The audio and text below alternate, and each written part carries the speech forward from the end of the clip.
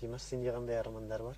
Менде арманымның шегі жоқ, бірақ та осы армандардың ең бастысын айта кетсек, осы менің арманымда халқымның көңілі жай, білімге бай болуын қалаймын да, және де осы өскен соң осы қазағыма осы ықпал еткізетіндей үлесімді, осы қазағыма осы жақсы жағына үлесін қосатын азамат болу шығу менің ең басты арманым.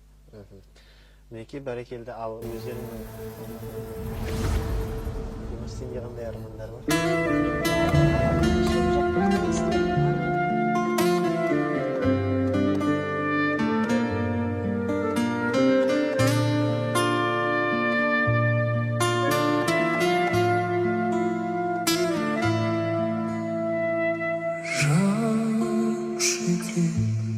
жабырқау мұңайдым, ай құлақсап аспандағы, сен менің биіктен сораймын, тағдырдың баспалдағы. Махаббат бер маған тағдыр, махаббат бер маған.